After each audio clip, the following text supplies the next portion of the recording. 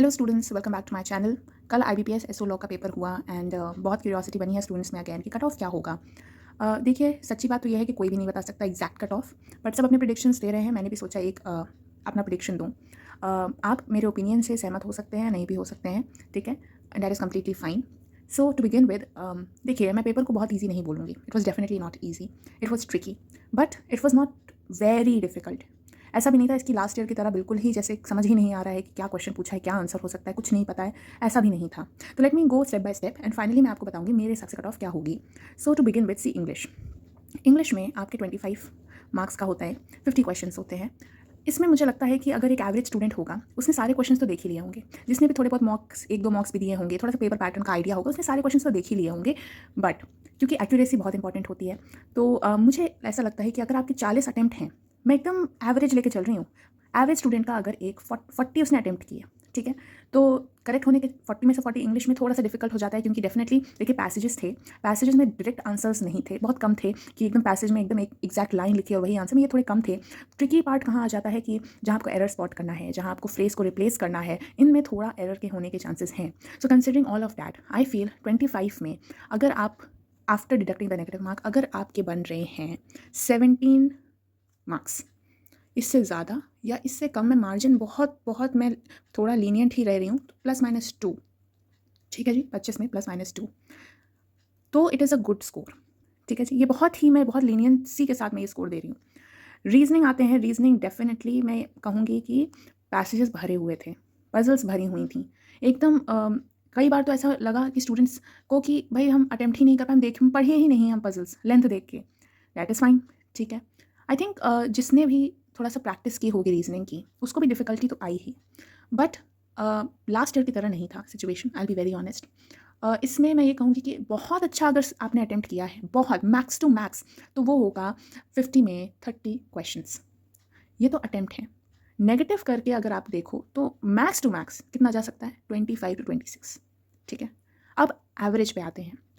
अगर आपका decent attempt रहा और उसमें अगर आप डिडक्ट करो, तो मुझे ऐसा लगता है 50 में एक लॉ स्टूडेंट का रीजनिंग में अगर आपके 15 +-2, ये आई थिंक डिसेंट स्कोर है, ये एवरेज डिसेंट स्कोर है। अगेन मैं ये कह रही हूँ, लीनियंट होके मैं ये दे रही हूँ। इससे कम मुझे नहीं लगता है पर्सनली, इससे ज़्यादा डेफिनेटली होगा ही, ठीक है। 15 +-2 is the average that I think 50 में is a decent score. GK पे आते हैं। जीके में ये कहूँगी, देखिए, कुछ लोगों को शायद ये चीज़ बुरी भी लग सकती है। बहुत सारे कॉम्पिटिटिव एग्जाम्स होते हैं, ठीक है, उनका जीके आप देख लो और कल का जो जीके आया वो देख लो। I feel personally, and it is my opinion, GK was not easy, but it was not too difficult also, it was moderate, ठीक है। कोई भी इंसान अगर 2-3 महीने से पढ़ रहा है जीके, ठीक है, जिसका एक बार 2 बार रिविजन हुआ है, ठीक है, वो उसके लिए मैं ये कहूँगी 15 से 20 क्वेश्चंस करना कोई बहुत बड़ी बात नहीं थी, ठीक है। 15 से 20 तो उसने किया ही होगा, तुक्के भी मारे होंगे, गेस वर्क किया होगा, 20 से 22 अटेम्प्ट्स तो उसने किए ही होंगे जीके में। बट एक्यूरेसी की बात आ जाती है, क्योंकि नेगेटिव मार्किंग है। मुझे ऐसा लगता है अगर आपके 10 प्लस, इसमें मैं माइनस करूँगी ही नहीं, ठीक है, 10 प्लस हैं, आप सेफ़ हैं। इससे कम आई एम सॉरी। अगर आप एससीओ समिट कहाँ होगा ये नहीं बता पा रहे हो, अगर आप निसार सैटेलाइट के बारे में नहीं बता पा रहे हो, अगर आप ऐसे छोटे मोटे जो क्वेश्चंस होते हैं अपॉइंटमेंट्स को लेके, ठीक है, अगर आप ये सब नहीं बता पा रहे हो, तो फिर आपने जीके पढ़ी ही नहीं है, ठीक है, फिर वो झूठ है कि आपने कोई तैयारी की, ठीक है। I am being very honest, I am sorry, you can agree, you can disagree, that is your opinion.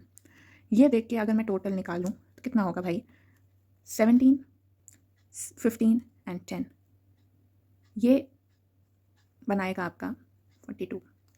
ये मैं बता रही हूँ आपको, कई लोग इससे डिसएग्री भी कर सकते हैं कि भाई इतना ज़्यादा कैसे, पिछली बार 33 था। देखिए, नंबर ऑफ वैकेंसीज भी कोई चीज़ होती है, आपको वो कंसिडर करना पड़ेगा। आपको ये कंसिडर करना पड़ेगा कि 3 ईयर का रूल आया है and not everybody is running after 5-7 seats of certain state exams, ठीक है, जुडिशरी के। कुछ लोग डेफिनेटली उत्तराखंड जुडिशरी देने आज गए होंगे, तो उन्होंने शायद कल पेपर नहीं दिया, दे चोज उत्तराखंड जुडिशरी, तो वो बैलेंस आउट हुआ है। बट सी कॉम्पिटिशन हर एग्जाम में बढ़ रहा है, कट ऑफ बहुत रेयरली ऐसा होता है कट ऑफ गिर जाए, ठीक है। तो 33 जिनके आ रहे हैं वो तो वो तो मुझे ऐसा नहीं लगता कि इस बार इतना भी टफ पेपर आया था और इतनी वैकेंसीज बढ़ेंगी, ठीक है। तो मुझे ऐसा लगता है अगर आपके, चलिए 42 ये तो मैं ले लिया, मेरा मन तो कह रहा है कि 45 प्लस है, बट फिर भी मैं, क्योंकि स्टूडेंट्स को डिसअपॉइंट नहीं करना चाहती, एंड सी पूरे इंडिया के स्टूडेंट्स ने दिया है, मुझे नहीं पता कि जितने भी लाखों स्टूडेंट्स ने दिया है सबके स्कोर्स क्या बनेंगे। तो मैं मोटा मोटा आपको ये कहूँगी कि 40 प्लस अगर आपके हैं, please start preparing for mains. ठीक है, please start preparing for mains. और जैसा कि मैंने कहा मेरा मन तो 45 कहने का है तो 45 अगर आपके हैं तो आप please go ahead, don't think about anything else.